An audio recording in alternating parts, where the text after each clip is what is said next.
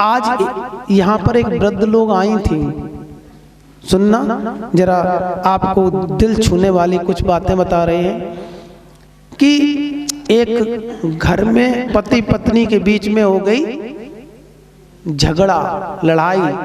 हम तो कार्यक्रम देने के लिए तत्पर जल्दी से सोच रहे थे, लाओ कार्यक्रम सुनाए, कार्यक्रम सुनाए, और वहां दोनों की बहस पड़ी थी। पत्नी गत्ते रूठ आई, बोले हम तो वही रही है, अब ना रही है।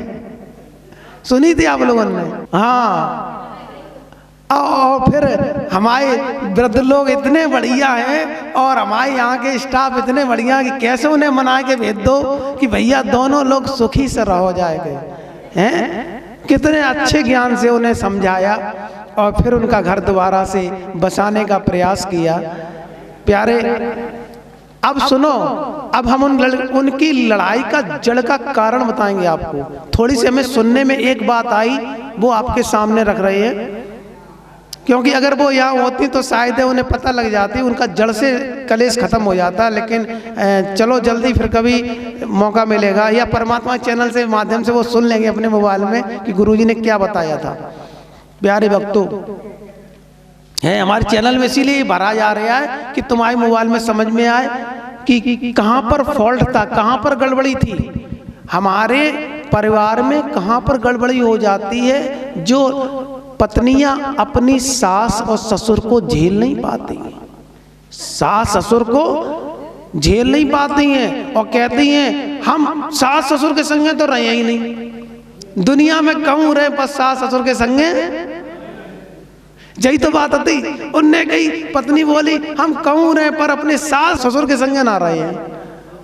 यही झगड़ा था उनको। उनने की पति से कोई परेशानी, पति से कोई परेशानी नहीं, लेकिन हमें परेशानी किससे? सास और ससुर से परेशानी। अब प्यारे सास ससुर वाली बात आई तो आपको बता दें, ध्यान से इस बात को सुनना। ये सास ससुर कौन है? संसार में अगर जीते जी भगवान को देखना है तो पहले देव सूर्य देव हैं, पहले देव सूर्य देव हैं, और दूसरे जीते जागते देव हैं वो हमारे सास ससुर या माता पिता हैं। ये दूसरे देवता हैं जो चलते फिरते नजर आते हैं। जैसे सूर्य चलने फिर रहा है, कभी यहाँ पर प्रकाश दे के लोगों का भला करता है तो कभी अमेरिका में चले जाता है, अमेरिका में भी प्रकाश दे रहा है, कभी इंग्लैंड में प्रकाश देने को चला जाता है, पूरे विश्व में दे रहा है। जो दे वो देवता, जो दे वो देवता सूर्य देवता है, क्योंकि सूर्य सबको दे रहा है। क्या दे रहा है? प्रकाश दे रहा है, सबको प्रकाश दे रहा है। तो सबको प्रकाश दे रहा है इसलिए वो देवता है। इसी प्रकार से जो हमने बताया दूसरे देव हैं वो हमारे सास ससुर या माता पिता हैं। सोचो, सास ससुर बनने से पहले उन्हें माँ बनना पड़ा होगा। तुम्हारी जब उन्होंने शादी की, जो बेटा की शादी माँ करती है तो पहले वो माँ बनती है, उसके बाद सास बनती है। बनती नहीं बनती? पिता पहले पिता बनता है तब ससुर बनता जाके। जैसे तुमने अपने माता पिता का बड़ा सम्मान किया और जब जे ससुराल गई तो फिर क्या हुआ? उनने कही बे माता पिता हमारी असलियत है, जे है नकली। बे असली थे और जे है नकली, क्योंकि जे बाद में मिले। लेकिन प्यारे भक्तों, बेटी की जिंदगी दो घरों से गुजरती है। मैंने बताया था पिछले सत्संग में कि बेटा सिर्फ अपने पिता का नाम रोशन कर सकता है, लेकिन बेटी दो घरों के नाम को रोशन करती है। एक अपने घरों के नाम को रोशन करती है और एक जिस घर में जाती है उस घर का नाम रोशन करती है, उसका नाम बेटी है। इसलिए बेटा से बेटी बड़ी है, क्योंकि वो दो घरों को रोशन करती है। उसको संस्कार कहाँ से मिलते हैं? ध्यान रखना, बेटी को संस्कार की जरूरत होती है और हम कभी गलती कर देते हैं कि बेटी को पढ़ाओ, कहना बेटी को पढ़ाओ, पढ़ाओ बहुत अच्छी बात है, पर पढ़ने के साथ साथ संस्कार भी दो। देखा, आज के जो आतंकवादी बन जाते हैं उनमें कोई पीएचडी पढ़ा हुआ नहीं होता है, वो पढ़ा लिखा होता है, वो आतंकवादी बन जाता है। तो पढ़ाई उतनी आवश्यक नहीं है जितनी आवश्यक संस्कार है। पढ़ाई इतनी जरूरी नहीं है, आपने बच्चे को केवल पढ़ाई में ध्यान दिया, वो पढ़ लिख के हो सकता है पीएचडी कर ले और बड़ा से बड़ा विश्व में पढ़ाई का कोर्स कर ले, पर अगर बच्चे को संस्कार नहीं दिया तो वो बच्चा पढ़ा लिखा बेवकूफ है, पढ़ा लिखा पागल। पढ़े लिखे पागल सुने कभी? उन्हें पढ़े लिखे पागल कहते हैं जिनके अंदर संस्कार नहीं डाला जाता है। और प्यारे, संस्कार की जड़ कहां से शुरू होती है? संस्कार की पहली जड़ तो माता पिता के वहीं से शुरू होती, जहां से वो कक्षा 1 में बच्चे का एडमिशन कराते हैं। बच्चा पढ़ने गया, बच्चा ने किसकी संगत की? बच्चा स्कूल में गया, माता ने ये तो पूछ लिया टीचर ने क्या पढ़ाया, पर ये नहीं पूछा तुम्हारे कितने दोस्त बने, कौन दोस्त का करत है, ये तो पूछा नहीं। तुम्हारी कितनी सहेलियां बनी, ये बेटी से नहीं पूछा। ये तो पूछी कि मैडम ने क्या पढ़ाया, पर सहेलियां और सहेला के रूप में पूछा ही नहीं कि भाई तुमने कितने दोस्त बनाए। क्योंकि संगत कहिए प्रथम भगति संतन कर संगा, पहली भक्ति है संगत। तो संगत तो तुमने पूछी नहीं, पढ़ाई तो बहुत पूछी, वहां संगत गड़बड़ हो गई। हमारे बच्चों के बिगड़ने में सबसे बड़ा श्रेय जो होता है वो संगत का होता है। जब हमें अच्छी संगत मिलेगी, कोई कोई कहते हैं मालूम है, काऊ की सहेली उनने की अपनी सास की कतई ना सुनी हो, हमने अपनी सास की नहीं सुनी, अब हमारी सास मेरी सब बात मानते हैं, अब हमारी सास मेरी सब बात मानते। कैसे पहले हम अकड़ गए तो सास डराई गई, सास डराई गई, सास हो गई चूहा और हम हो गए बिल्ली। सहेली सहेली से कह रही है, सहेली अपनी दूसरी सहेली से कह रही है कि मेरी सास हो गई चूहा और हम हो गए उसके ऊपर बिल्ली, क्योंकि हमने अपनी अकड़ दिखाई और सास डराई कि हमारी इज्जत जात जात, तो सास चुप हो गई और चुप हो गई तो हम सास के ऊपर सवार हो गए। ये सहेली सहेली से कह रही है। यहां संगत बिगड़ गई, तुम्हारी बेटी की संगत बिगड़ी और संगत बिगड़ी तो तुम्हारा परिवार बिगड़ गया। परिवार क्यों बिगड़ा? क्योंकि तुमने उसकी पढ़ाई तो देखी पर उसकी संगत नहीं देखी कि वो किस लड़की से क्या बात कर रही है, किस सहेली से क्या बात कर रही है। उनने गई बिटिया खूब पढ़ाई की बातें कर रही, बिटिया पढ़ाई की नहीं बातें कर रही, बेकाती अपने घर में फूट ऐसे डराए ले हैं। और प्यारे भक्तों, हम अपनी बहन की बात कह रहे हैं, हमारी बहन सीमा दीक्षित जी जो आज लखनऊ में है। उन्होंने जब हमसे एक बात कही, हमें बड़ी अच्छी बात उनकी लगी कि उनके पतिदेव लखनऊ से अमेरिका से देश विदेश में जाते हैं। तो इतनी उनकी सास तेज थी, लोग ये कहते थे कि घर तो बहुत अच्छा है, लड़का भी बहुत अच्छा है, पर सास वह सास है, मतलब समझ गए, यानी कि इतनी तेज है कि उड़ती चिड़िया के पंख गिन के बता देंगे, इतनी तेज है। सौभाग्य से वो लड़का भी हम ही ने बताया था अपने पिताजी को, सौरिक डिग्री कॉलेज में पढ़ाते थे, वहीं पे एक अतुल उपाध्याय जी हमारे उसके क्लर्क थे, तो बोले हमारे एक आशु जी बहुत अच्छे हैं, वैज्ञानिक हैं, बहुत अच्छे लड़के हैं, अगर चाहो तो अपने बहन का रिश्ता बता दो। हमने पिताजी से कहा कि एक रिश्ता है, आप चाहो तो लड़के को देख लो, पर सास बहुत है गड़बड़, यानी गड़बड़ मतलब तेज है, ऐसी बुरी नहीं है मगर तेज है। सीमा से पूछा, अपनी बहन से पूछा, भाई सास बहुत तेज है, समझ लियो न तुम कहो विनोद दीक्षित जी ने खूब हमें फंसाया तो ले जाए घर में। तो उनने कहा ठीक है, जैसी है हमारे भाग्य में होंगी, अगर अच्छी होंगी तो भी मेरे भाग्य में, बुरी हैं तो भी मेरे भाग्य में। ओके हो गई शादी। शादी होने के बाद मेरी बहन ने मुझसे एक बात कही, जब शादी होने के बाद जब वो आई, बोले हमारे पति ने हमसे एक बात कही, पति बड़े सीधे, यानी कि समझ लो कि देवता मान लो। तो पति ने एक बात कही कि सीमा जी एक बात आपसे पूछें। तो उन्होंने, मेरी बहन ने कहा हाँ पूछो, कि भाई ये बताओ कि यार आप हमारे घर में आई हैं, हम आपको नहीं स्वभाव से जान पा रहे हैं, आप हमें नहीं जान पाएंगे, तो एक काम करो, या तो हम तुम्हारे हिसाब से बदल जाएं या तुम हमारे हिसाब से बदल जाओ। क्या कही? या तो हम तुम्हारे हिसाब से बदल जाएं और या तुम हमारे हिसाब से बदल जाओ। समझने वाली बात है, इसे संस्कार कहते हैं। तो मेरी बहन ने उन्हें क्या जवाब दिया? मेरी बहन ने उनसे कहा कि आप मेरे हिसाब से ना बदलें, हम आपके हिसाब से बदल जाएंगे। अगर आपको अच्छी लगे तो तालियों से इसका स्वागत करिए। ऐसी संस्कारित मेरी बहन, जिनको मेरे माता पिता के संस्कार मिले थे, उन्होंने ये बात कही कि आपको मेरे हिसाब से बदलने की जरूरत नहीं, हम आपके हिसाब से बदल जाएंगे। और वो परिवार में जो सास बता रही इतनी तेज थी, आज वो हमारी बहन की दीवानी हो गई।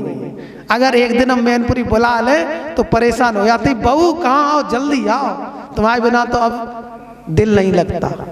सास ससुर आज उनके भगवान के तरह, हमारी बहन को भी भगवान की तरह वो भी मानने लगे, क्योंकि उन बहन ने उनका दिल जीत लिया।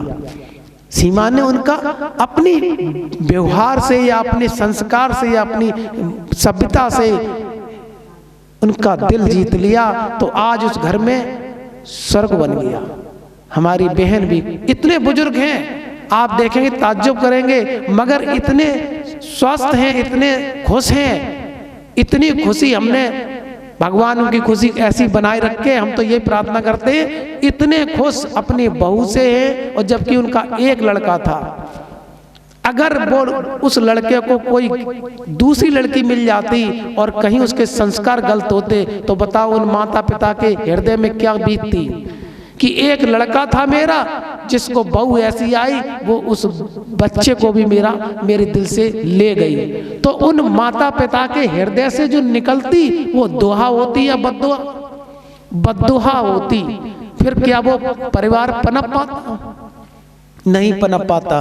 प्यारे भक्तों, जिस लड़के को माँ पालती है तो उसका सिर्फ उससे एक आस होती है कि कभी इस लड़के की शादी होगी, इस बच्चे की शादी होगी, तो जब बहू आएगी, जैसे हमारे रामायण में लिखा हुआ है कि जब दशरथ जी के यहाँ सीता मैया बहू बन के आई, तो दशरथ जी ने कहा, क्या कहा अपनी धर्मपत्नी से कि इन्हें पलकों की तरह, जैसे पलक पुतली की रक्षा करती है, पलक आंख के अंदर जो काली काली पुतली होती है उसे हर समय रक्षा करती है, ऐसे इन बहुओं को बहू न मानना, इनको बेटी की तरह मानना और इनकी हर समय रक्षा करना इनकी। इसी प्रकार से जब संस्कार से बोलते हैं कि जब संस्कार अच्छे मिलते हैं तो वहाँ पर सुमति हो जाती है। उस परिवार में खुशियाँ ही खुशियाँ होती हैं। और जहाँ संस्कार गड़बड़ हो जाते हैं, जहाँ संस्कार बदल जाते हैं, तो बहू आई थी, आज बहू थी, कह रही थी हम सास ससुर के संगे तो रहे ही नहीं। कौन माँ, कौन सास है, कौन ससुर ये नहीं चाहता कि उनकी बहुएं उनके पास रहे और वो उसके पास रहने से उन्हें खुशी मिले। उस खुशी के लिए तो उन्होंने उस बच्चे को कैसे पाला होगा। आज एक किसी पशु को पालो तो कितनी करनी पड़ती है, शाम को से सानी लगाओ, दिन में उसका गोबर कूड़ा करो, कितनी सेवा करनी पड़ती है एक पशु यानी कि भैंस को पालने के लिए। तो इसी प्रकार से इससे ज्यादा बच्चे को पालने के लिए मेहनत करनी पड़ती है। बच्चा अगर रात में जग जाता है, मतलब माता पिता को कितनी चिंता होती है कि बच्चा मेरा जग गया, किसी तरीके से अगर भूख लग रही तो उसे भोजन खिलाएंगी। अगर बेटा सूसू भी कर देगा तो माता सूसू की तरफ लेट जाएंगी और बेटे को अपने सूखे मुंह से लिटा देंगी, क्योंकि मेरा बेटा रात में सो जाए, हमें कोई दिक्कत नहीं। बताइए कौन सी ऐसी माता है जो अपने बेटे से प्यार नहीं करती? संसार में कौन सी ऐसी माता है? हर माता अपने बेटे से प्यार करती है। आज तुम आई अपनी बेटी को साथ में लेके क्यों आई थी?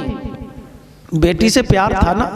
जब तुम्हें अपनी बेटी से प्यार था तो जिसका बच्चा तुम्हारे हाथ जोड़ रहा है, पैर पड़ रहा है कि मेरे माता पिता के साथ में रहिए, और आप कह रही हैं कि हम माता पिता के संगे तो रहे ही नहीं, दुनिया में कहूँ रहे, माता पिता के साथ में नहीं रहेंगे। लड़ाई कहाँ बनी? ध्यान रखना इस बात को। लड़ाई बनी कि माता पिता बेटे से क्या चाहते हैं। प्रश्न है, माता पिता बेटे से क्या चाहते हैं? हम अपनी माता की कह रहे हैं, हमारी माता, हम अपने पिता के अनुसार, इनकी इच्छा थी कि भाई 100 डिग्री कॉलेज में आप पढ़ाइएगा बच्चों को, आपको PhD करा दी है, विद्वान बना दिया है, बच्चों को पढ़ाइए। हमने उनकी इच्छा का आदर करते हुए डिग्री कॉलेज में पढ़ाया, और जब वहाँ की नौकरी का जो पैसा मिला, जैसे किसी की स्कूल में अगर नौकरी करो तो वो तनख्वाह देता है, तो जो तनख्वाह मिली हमने अपने माता जी के हाथ में रखी, अपने बहू के हाथ में न रखी। कहाँ रखी?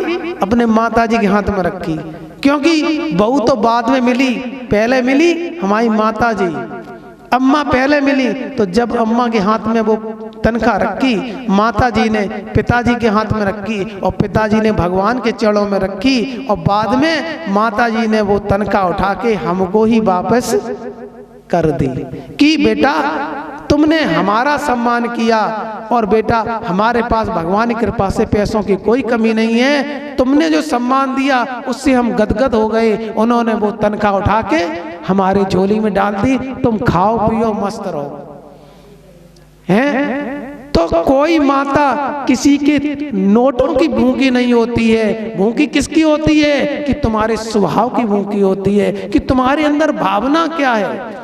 तुमने अगर आगे अपनी पत्नी को ज्यादा सम्मान दिया, माता को सम्मान कम दिया, तो माता का हृदय दुखता है, क्योंकि माता ने कैसे इतना ऊंचा, इतना बड़ा बालक कर पाया है, कैसे इतना इस लायक बना पाया है, जब तुम्हारे शादीशुदा लायक उसे बनाया है। उस पिता ने कितनी जगह नौकरी की होगी, कितनी जगह मजदूरी की होगी, तब उस बालक को पालकर इतना बड़ा बनाया, इतना योग्य बनाया, जब तुम्हारी शादी लायक उसे बनाया। तुम कल की बेटी और तुम उसकी माँ बाप की कोई इज्जत नहीं। वो क्या चाहती है माँ बाप? कि बेटा या उसकी बहू मुझे सम्मान दे। सम्मान माँ केवल सम्मान चाहती है, तुम्हारा धन दौलत माँ नहीं चाहती है। पिता कभी भी पुत्र का धन दौलत का भूखा नहीं होता है। किसका भूखा होता है? सम्मान का। ये मैंने करके देखा। मैंने माता पिता बताया ना, जब उनके हाथों में अपने पहली तनख्वाह रखी तो उन्होंने लौट के हमें क्यों दी? कि तुमने मेरा जो सम्मान किया उससे हम खुश हो गए। इसी प्रकार से हमारे साथ में जो संगत रहेगी, हमारे इस चैनल को जो भी सुनेगी, वो हम प्रार्थना करेंगे कि तुम अपने सास ससुर का सिर्फ सम्मान कर लेना, उनका दिल जीत लेना। वो सास ससुर तुम्हें पलकों से ज्यादा प्यार करेंगी, सुख की कमी नहीं रखेंगी। जब बच्चे को सुख की कमी नहीं रखी तो तुम्हें क्यों नहीं? बेटे से ज्यादा सास अगर प्यार करती है तो बहू से करती है। हमने देखा है, बेटे से ज्यादा प्यार सास को करती हैं तो किससे करती हैं? बहू से करती हैं।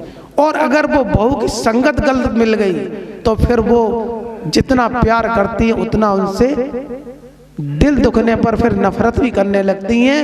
मन में सोचती हैं कि मेरा कैसे बेटा मैंने पाला था और आज इस बहू ने मुझे क्या दिया आके। तो वो उनकी प्रेम भरी भावना एक नफरत भरी भावना में बदलना शुरू कर देती है। फिर माँ भी कहने लगती है कि ऐसी बहू न मिलती तो कम से कम मेरा बेटा तो मेरे पास रहता। आज इस बहू ने मेरे बेटे को भी छीनकर मुझसे ले जा रही है। प्यारे भक्तों, उन माँ बाप के हृदय को जानना, क्योंकि कल तुम्हें भी सास और ससुर बनना है। तुमने भी बच्चे पैदा किए हैं, उनकी भी बहुएं आएंगी और वो व्यवहार जब तुम्हारे साथ करेंगी तो तुमको महसूस होगा कि जब मेरी माँ के साथ में ऐसा व्यवहार किया जा रहा था तो उन्हें कैसा लग रहा होगा।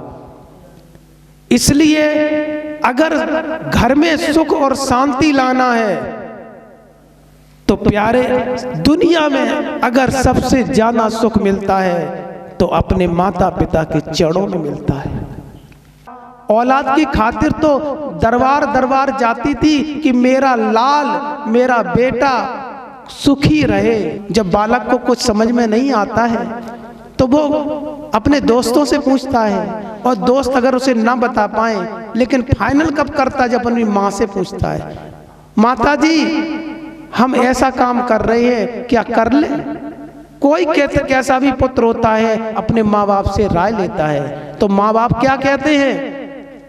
ध्यान रखना, माँ बाप कभी भी अपने बच्चे को गलत राय नहीं दे सकते हैं। माँ बुला रही है, बेटा आओ, बेटा मोबाइल कान में लगाए हुए, जो उसकी कल की बहू आई है उसके खातिर अपनी माँ बाप की सुन नहीं रहा है। उस समय माँ बाप को सहारे की आवश्यकता है, लेकिन वो सहारा नहीं दे रहा है। कल की आई हुई उस पर इतना दीवाना है। अभी हमने बताया था कि माता ऐसी होती है कि अपने बेटे को सूखे में सुलाती है और खुद गीले में सोती है। एक बार तुम गीले में सो के देखना, तुमको पता लग जाएगा कि माँ क्या होती है। माँ भूखी रह जाती है पर कहीं उसका बेटा भूखा ना रह जाए, इसलिए बाद में खाती है, पहले अपने बेटे को खिलाती है। अब ये समझता है कि मेरी माँ बाप मेरे ऊपर बोझ हैं, इसलिए माँ बाप को त्याग कर कहते माँ बाप के साथ नहीं रहूंगी। उस बहू के खातिर क्या कह रहा है लड़का जो आज आया था कि हम कहूँ दूसरी जगह कमरा लेके रखे हैं पर हमारे माँ बाप के संगे तुम मत रहो। धन्य है वो लड़का, धिक्कार है उसकी जिंदगी को जो अपनी माँ बाप को छोड़कर दूसरी जगह कमरा लेकर रहेगा। उसको नहीं समझा पाया, उसकी संगत को नहीं बदल पाया। कमी किसमें थी? कमी उसमें थी लड़के के अंदर कि उसके अंदर इतनी कमी थी कि उसने उस बहू को इतना संस्कार नहीं बदल पाया, ऐसी संगत में नहीं ले जा पाया जहां पर वो संगत में आती और उस चीज को समझती कि माँ बाप क्या चीज होती है। प्यारे भक्तों, अब अभी तेरा लड़का जो देख रहा है कि तू अपनी माँ बाप को ठुकरा कर अपनी बहू के साथ भाग रहा है, वो लड़का उसकी बहू आएगी तो परमात्मा किसी की सौदा उधार नहीं रखता है, यहाँ का यही हिसाब करवाता है, तब जीवात्मा को मुक्ति प्राप्त होती है। इसलिए उस दिन कहेगा आज माँ है, माँ को छोड़कर भाग रहा है, और जिस दिन माँ का शरीर पूरा हो गया रोते रोते मर जाना, माँ दोबारा मिलने वाली, पिता दोबारा मिलने वाले नहीं है। आज जिंदा है तो उनकी प्यार से सेवा कर ले, नहीं तो एक दिन इसी तरीके से पछताना पड़ेगा जब तुझको वो परमात्मा ऐसा दंड देता है तो कहते हैं कि उसकी लाठी में आवाज नहीं होती है, क्योंकि यहाँ का यही मिलता है। अगर तू गेहूं बोएगा तो तुझे गेहूं 100 गुने करके देता है, अगर तू सरसों बोएगा तो परमात्मा 100 गुनी सरसों बनाकर देता है। अगर तू अपने माँ बाप के साथ में ऐसा व्यवहार करेगा तो तुझे 100 गुना परमात्मा का नाम ही है 100 गुना, वो 100 गुना बना के देगा। इसलिए उस मालिक से डरा और अपनी माँ बाप को जीते जी ये समय है, अब भी समय है, अब भी उनकी उम्र है, उनकी सेवा कर ले। इतिहास पढ़ लेना, जिसने अपने माँ बाप को दुख दिया है उसके जीवन में सुख नहीं मिला है। आज भी तू जाग जा और अपनी माँ बाप की सेवा चरणों की कर ले, तो माँ बाप एक ऐसी होती है जो कितना भी बच्चा गलती कर दे उसकी गलती को माफ कर देती है। आपने सुना होगा एक किस्सा, सभी ने सुना है कि जब वो वेश्या के यहाँ अपनी माँ का उसने कहा दिल लेके आओ, और वो माँ का कलेजा लेके जा रहा था वेश्या के यहाँ, तो रास्ते में ठोकर पड़ी, वो गिर पड़ा। माँ का कलेजा बोला बेटा कहीं लगी तो नहीं। तो कहने का मतलब ये है कि माँ हर समय अपने बेटे का ध्यान रखती है। उसी प्रकार से प्यारे भक्तों, हर माँ अपने बेटे का ध्यान रखती है। इसी प्रकार से जो सतगुरु होते हैं वो अपने भक्तों का ध्यान रखते हैं। भक्त कभी भी सतगुरु से वंचित नहीं हो सकता है। हम सब सतगुरु परमपिता परमात्मा, हम सब उसके बच्चे हैं। कहीं भूल भटक जाए तो हमको मुक्ति देना, हमको युक्ति देना। और हमारा ये परमात्मा चैनल मानव जागृत अभियान के अंतर्गत जो विश्व में जा रहा है, हम सभी विश्व को ये इसके द्वारा सूचना देते हैं, अपनी भावना देते हैं कि किसी की माँ बाप को कोई दुख न देना। और उनको अभी किसी ने कहा था कि गुरुजी भजन सुनाया करते हैं कि घर ही में मंदिर बनाएवे, तीर्थ हम कबहू न जाएवे। कहते हैं तो घर में अब तुम्हारा मंदिर बन सकता है कब? जब तुम्हारी संगत अच्छी होगी। जब तुम्हारी संगत बढ़िया होगी तो घर में मंदिर बन जाएगा, अगर संगत तुम्हारी गड़बड़ हो गई तो घर में मंदिर फिर नहीं बनेगा, फिर तो घर में मंदिर नहीं, फिर तो वहां पर शमशान ही बन जाता है। शमशान का और घर का मंदिर का मतलब क्या है? शमशान में मुर्दे बोला नहीं करते, शमशान में मुर्दे बोला नहीं करते हैं, और जिस घर में एक दूसरे से बोलचाल नहीं है वो घर ही शमशान है। जिस घर में एक दूसरे से प्रेम भाव नहीं है, जिस घर में प्यार नहीं है, वो कोई शमशान से कम नहीं है। इसलिए अपने घर को शमशान नहीं बनाना, अपने घर को मंदिर बनाना। इसलिए ऐसी संगत में जाना जहां ऐसे प्रवचन गुरुदेव के मिल रहे हो, जिससे कि तुम्हारा घर एक मंदिर बन जाए, ये तुम्हारा जीवन धन्य हो जाए, तुम्हारे ये जीवन के रोम रोम खिलने लगे खुशियों से। ऐसे व्यवहार सतगुरु महाराज के इस श्रद्धा भावना के समर्पणता से प्राप्त होते हैं, अपने माता पिता की सेवा से प्राप्त होते हैं। हमने कल एक और बात कही थी प्रवचन में, हमें ध्यान आया इस बात का। हमने कहा था दुनिया में जो सुख है एक पत्नी से मिलता है प्यार, एक सतगुरु से मिलता है अमर प्यार, और एक जो है वो माता पिता से मिलता है, उसे भी अमर प्यार ही कहते हैं। क्या कहते हैं? अमर प्यार।